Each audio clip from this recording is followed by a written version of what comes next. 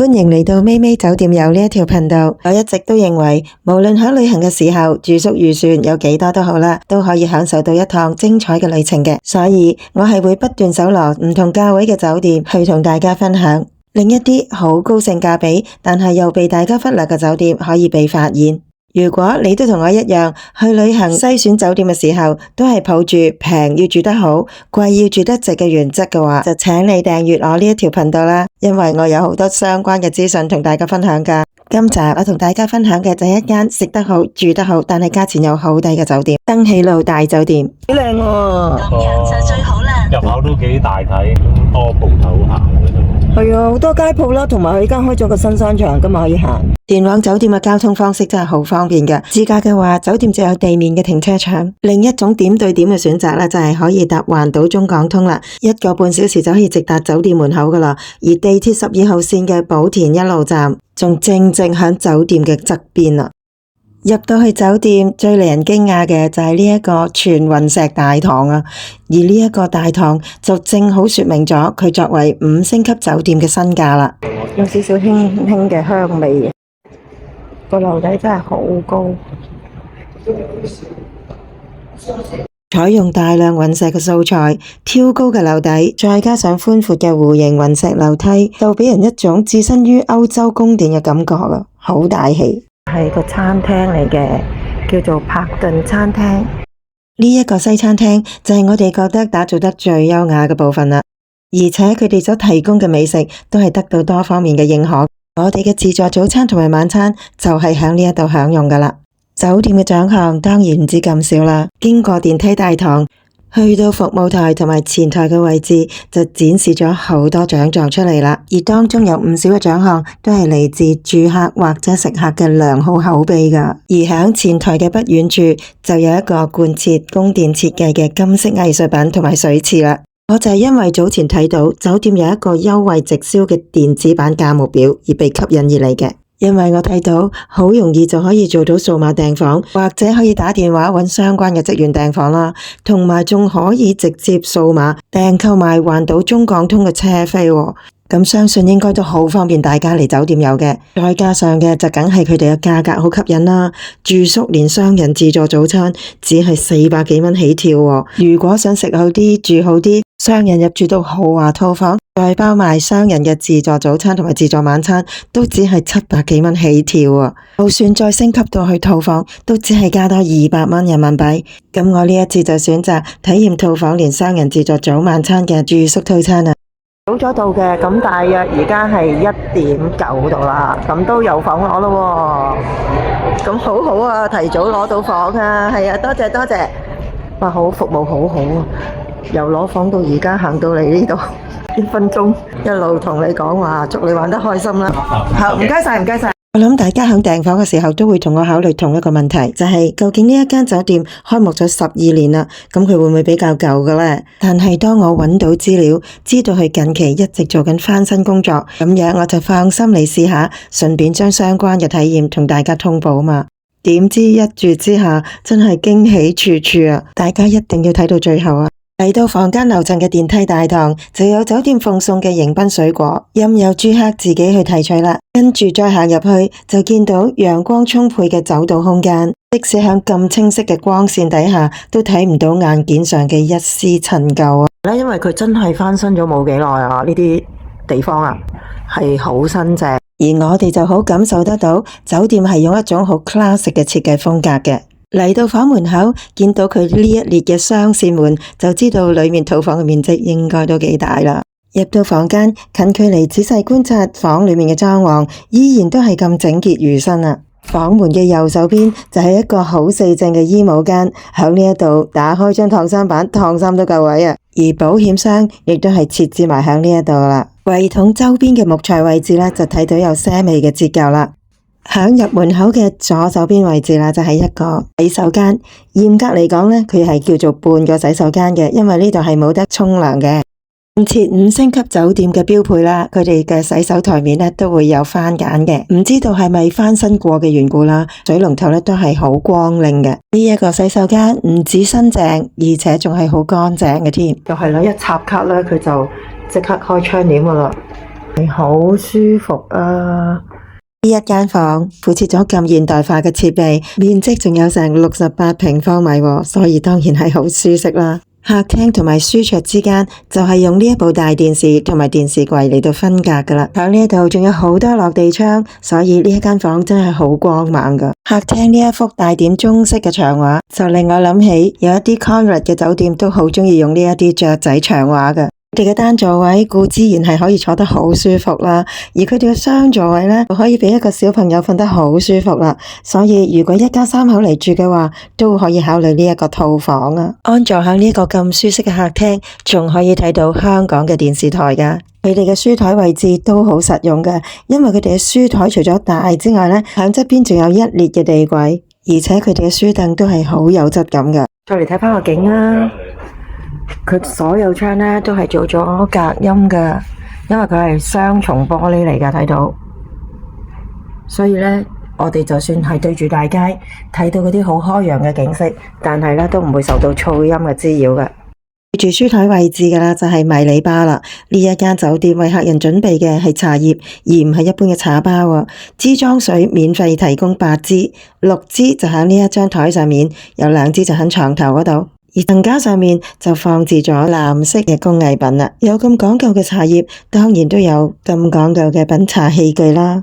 而喺雲石台面嘅下面就安置咗一個小雪櫃啦，裏面呢都有一啲飲品嘅。喺呢個茶水櫃嘅另一邊，櫃桶裏面就裝咗一啲咖啡啊，同埋其他各式各類嘅茶品啦。下面呢亦都有一啲杯具嘅，包括茶杯啦、水杯啦，同埋酒杯。冰桶同埋水壺咧就放咗喺呢一度啦。咁入去寢區之前啦，呢度啦同廳咧就係有呢一個趟門咁分隔咗嘅。一層咧就只有2間呢啲房嘅啫，但係佢真係唔貴嘅。如果想同親友去深圳旅行，要求嘅係5星級酒店，又要住套房，包埋自助早餐同埋自助晚餐，仲要鄰近商場，呢一間酒店就符合晒啦。大家都睇到剛才嗰個酒店直銷嘅價目表啦。呢一個套房連早餐自助餐同埋晚餐自助餐1晚嘅價格就係998蚊人民幣。當我真正目睹呢一個房間嘅真淨程度同埋清潔度之後呢，我就好放心咁講，呢一個價錢性價比係好高嘅。其實有一啲內地嘅5星酒店同日本嘅酒店都差唔多嘅，大約10年左右呢就會做一次翻新嘅工程，去提升佢哋自己嘅競爭力啦。再加埋親民嘅價格，最受益嘅當然就係我哋呢一班旅行者啦。喺呢度就見到酒店對面原來就係公安局嚟嘅。唔知道大家會唔會覺得夜晚出入去玩都會覺得安心啲呢？窗簾同埋燈飾嘅按鈕亦都係安排咗喺呢一度噶啦。我亦都覺得呢一間酒店係好努力咁樣去維持5星級嘅標準嘅。例如好多傳統嘅5星酒店，佢哋嘅床單啊、被袋啊、枕袋都有織花噶啦。另外亦都會將佢哋嘅酒店名稱刺繡喺佢哋嘅被袋同埋枕袋上面嘅。呢一間酒店就做足晒呢一啲傳統啦。另外，佢亦都係貫徹翻整個酒店嘅設計氣質，主要就係做到一種好英式嘅感覺嘅。呢啲噴漆嘅花線啦，都係 classic 啦嘛。係玩 classic。跟住夾咗條玫瑰金嘅鋼，然後再黏上去。呢一種嘅設計方式就係帶出咗滿滿嘅英倫風啦。而呢一張有成2米闊嘅大床後面嘅床頭板，以及兩側嘅吊燈都係將呢一種英倫風格呈現得淋漓盡致嘅。頭先睇咗半個洗手間啦，咁當然佢有一個好大嘅洗手間啦，就係喺寢區嗰度行入嚟啦。咁呢度浴缸好靚喎，似乎好啱呢個人體工學喎。喺度浸浴應該好舒服啊，同埋拎立立啊，好乾淨。所有嘢都好靚，我懷疑呢個真係好新整嘅，咁咪真係新裝修翻新翻啦。咁呢啲好乾淨啦，雙洗手盤啦，係啦，嗰啲龍頭啊嗰啲都係好靚嘅。跟住備品就喺晒呢度，個紙巾喺呢度掹嘅，其實跟住有浴鹽啦。咁另外咧，呢一度咧就係好寬敞嘅淋浴間啊，係冇漬嘅喎，真係好乾淨嘅喎。同埋咧，佢有呢一個手持花灑同埋雨淋花灑。呢度咧就擺咗個擦身㗎啦。哇！呢個幾好啊，擺咗喺呢度。嚟到座廁間，酒店響座廁上面係加裝咗智能廁板嘅，而呢一個空間都係好四正、夠大同埋整潔度十足嘅。呢個洗手間咧同寢區咧又係用趟門嚟到分隔嘅。房間嘅趟門都係用咗成本較高嘅夾膠玻璃，因為呢一個房間係呈線型嘅，所以天花除咗做咗滲光之外，都係做到彎彎地嘅。好啦，呢一個套房嘅房間開箱就睇到嚟呢一度啦。而家就同大家睇下點樣去最新開業嘅大悅城商場啊！而家我哋就去嗰個大悅城商場啊！我哋咧就出去搭地鐵，地鐵咧就其實係響呢個酒店嘅門口啊！哇，咁近啊！呢個叫做寶田一路站。嚟到月台，我哋選擇左炮台東方向嘅路線，搭4個站去到靈芝站落車，然後向 F 出口嗰個方向行，但係唔使出去嘅，因為地鐵裏面已經可以直接去到商場嗰個入口噶啦。深圳大悅城就係響呢一度噶啦。同好多內地各個大型商場一樣啦，呢一度咧都引入咗好多連鎖嘅品牌嘅，所以嗰啲著名嘅咖啡店啊，響呢一度大家都可以見得到嘅。外都有好多大人細路都啱行嘅鋪頭啦，而連住地鐵站嘅呢一層就係 B 一層，響呢一層就有大悅食集。顧名思義，呢一度有好多嘢食噶啦。不過呢一度嘅食店就係屬於快餐類別啦。如果你係中意逛超市嘅話咧，咁呢一層嘅盒馬先生就唔好錯過啦。因為呢個超市佢裏面嘅貨品有好多，價錢又好實惠，食品仲好新鮮添。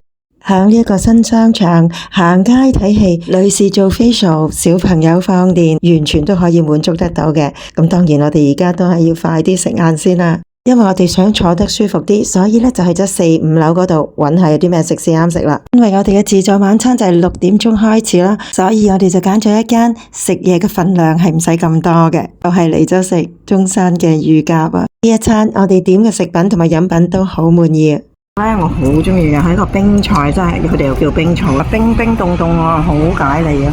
哇，菠菜綠茶紅棗糕啊，呢個超級鬆軟啊！係有少少山楂味嘅，好清涼解膩嘅飲品嚟嘅，酸酸地，我覺得都幾值得叫噶，6蚊一支咯。總之呢個商場真係啱晒食買玩噶啦，有一啲玩樂嘅門店仲好新穎添。當然我都有消費去促進深圳嘅零售業發展啦。沿街食完飯，我哋又搭返4個站地鐵返去酒店啦。返去酒店嘅時候，我哋就要搭返上村個方向嘅，而出口呢，就係響寶田一路站嘅 C 出口就到酒店噶啦。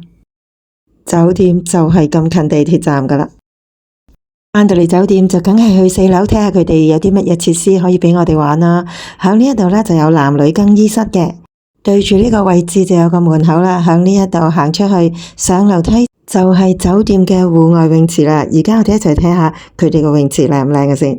原來去到泳池之前呢，係要經過一個佢哋打造得好靚嘅花園啊。因為夏天都就嚟到啦，泳池亦都剛剛開放返俾住客使用噶啦。呢一度嘅泳池咧都幾大嘅，可以好舒服咁樣挨喺度嘆下曬下太陽嘅。呢一個泳池最淺嘅高度就係1.2米，最深咧就去到1.8米。好細個嘅小朋友都有得玩水嘅，因為喺呢一度都有一個兒童嬉水池。喺我哋離開嘅時候就剛剛遇到酒店嘅職員，佢同我哋講今晚酒店嘅泳池吧會有燒烤嘅事業啊，然後佢仲帶我哋去睇下酒店嘅洗衣設備添。喺呢個洗衣房就有6部獨立嘅洗衣乾衣機嘅，喺呢一度仲有燙衫板同埋一啲洗滌用品提供添。同層仲有健身室，入健身室就又係喺櫃台嗰度出示房卡，職員就會為我哋打開嗰個閘口噶啦。呢一個健身室面積好大，而且器材嘅種類都有好多，應該都滿足到大家要去健身嘅需要噶啦。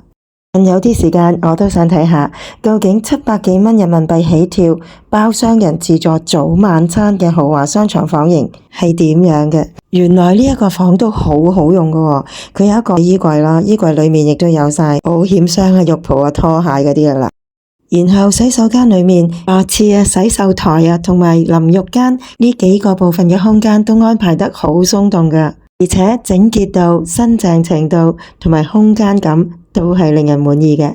行返出嚟，經過一面全身鏡就進入寢區啦。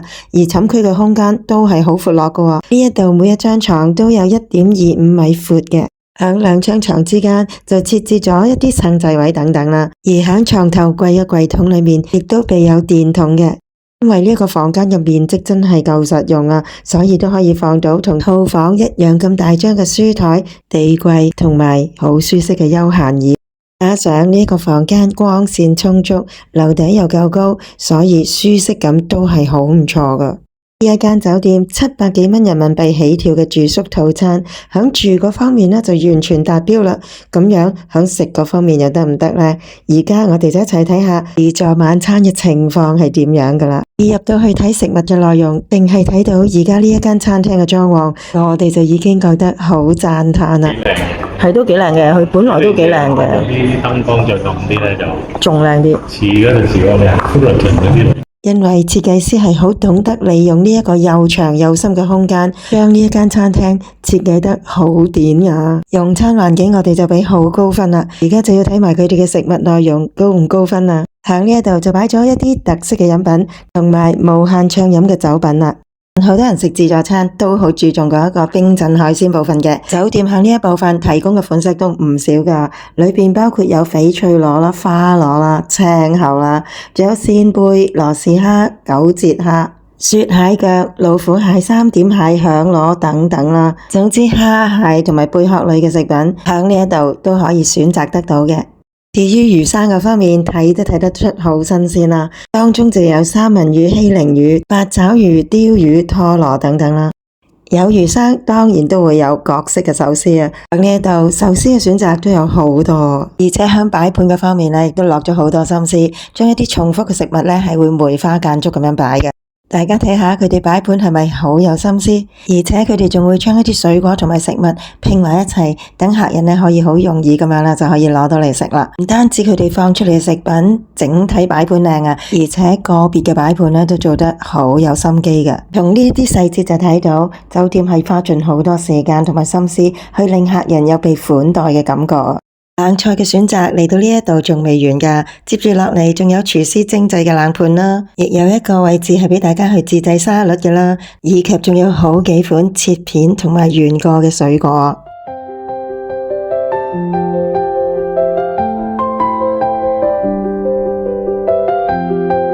我行漏咗嘅，因為佢都係有啲轉彎位啊，跟住有好多個區域咁樣咯。真係估唔到呢一個晚餐有咁多嘢食噶，而且飲品都有好多選擇啦。如果汽水、啤酒、氣泡酒都揀唔啱嘅話，呢度仲有一啲紙包裝嘅冬瓜汁同埋菊花茶。跟住大家睇到嘅呢一啲就係酒店分好咗一小碗一小碗嘅火鍋食材啦。我又係冇諗過，原來呢一個自助晚餐係包埋火鍋噶，肥牛啊、肥羊啊、魚片啊。當然係不可或缺噶啦，佢哋連牛蛙都有啊！大家唔使擔心呢度啲數量好似好少咁，因為酒店係會好快咁樣為客人補充翻噶啦。另一個火鍋食材嘅亮點呢，就係可以客人自己去撈海鮮啊！我當時即時嘅諗法就係，酒店使唔使搞到咁極致啊？呢度有燉湯，今晚呢就係燉雞湯炒，即刻擺落嚟呢個煲度嘅，所以呢係好有鑊氣啊！你睇幾有鑊氣。我發覺呢一間酒店嘅自助餐有一大特色嘅，就係款式嘅選擇好多，但係放出嚟嘅份量呢就偏少喎。目的就係想客人食到最新鮮嘅菜式，同埋確保菜品展示嘅顏值啊。所以佢哋寧願不停咁樣去補回食物，都唔會將啲食物放到一大堆啊。咁樣就睇到佢哋嘅待客之道啦。睇下酒店擺放食材嘅方式係咪重質不重量？喺呢一度仲有一啲蒜蓉嘅蔬菜啦、青口啦、烤豬頸肉，同埋串燒嘅腸仔、羊肉同埋秋刀魚啊！呢一個即烤嘅食品區真係包晒豬牛羊雞魚海鮮啊！另外呢一邊仲有意大利薄餅、咖喱同埋一中一西嘅湯品啊！唔止咁樣啊，一路落去仲有好多款熱葷啊！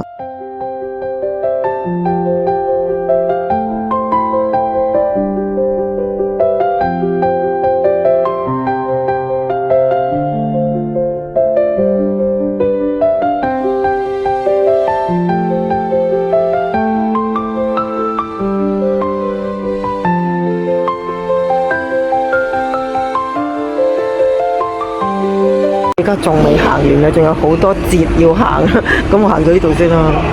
嚟到呢一列長台咧，就主打都係一啲脆炸食品，亦都係好啱小朋友嘅口味嘅。當中包括有一啲芝士土豆泥啦、炸魚柳啦、炸三文魚骨啦，仲有啦就係黑椒豬扒、炸春卷、咖喱角嗰啲啊。小朋友最中意嗰啲炸雞粒啊、薯條啊同埋炸雞塊啊，都係一應俱全噶啦。至於燒味方面，就有燒味四寶喺度坐鎮啦。酒店嘅買手選料都唔錯，因為佢哋嘅燒腩仔同埋叉燒都係屬於肥瘦均勻，一層油一層肉嗰種。嚟到呢一邊，仲有一款中式嘅湯品同埋幾款熱粉啊。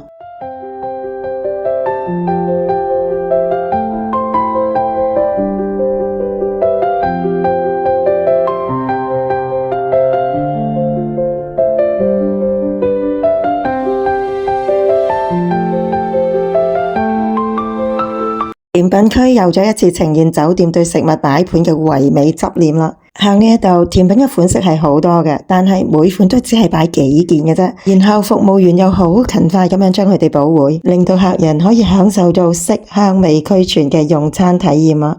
咁靚嘅展示面，真係美食都先 like 啦。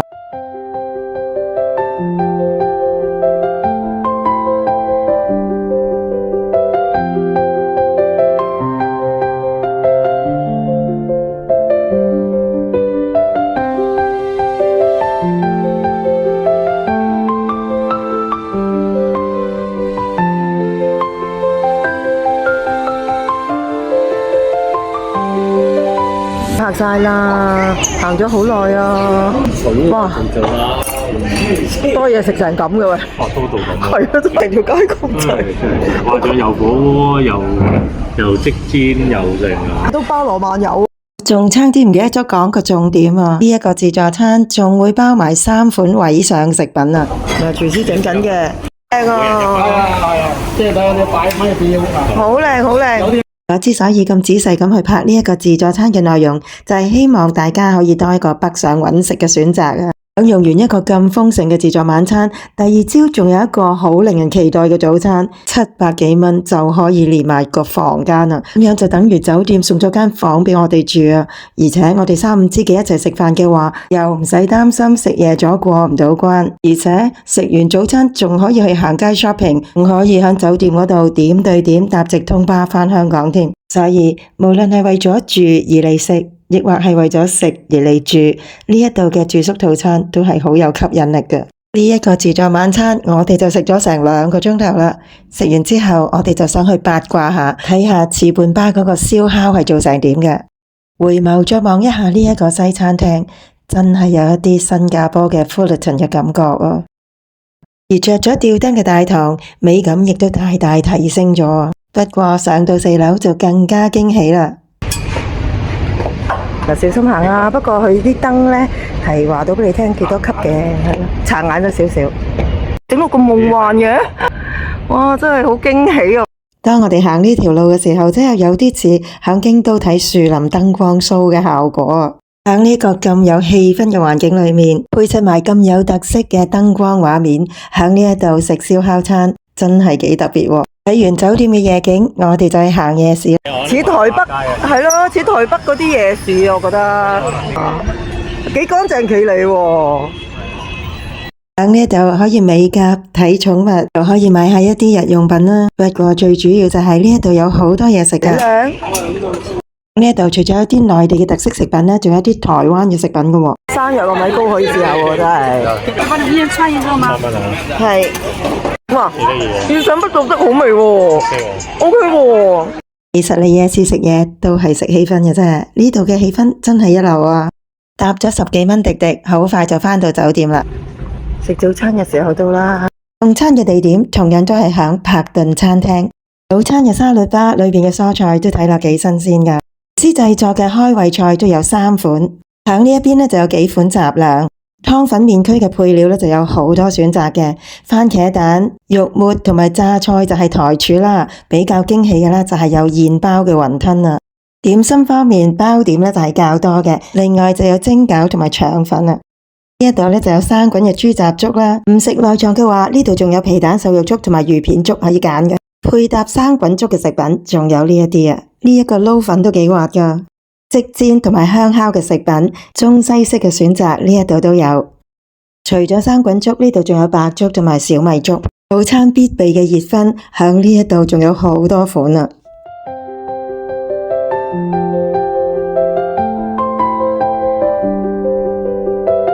主食嗰方面就有炒麵同埋炒飯。欖菜炒嘅呢個幾特別啊，呢個幾好味啊！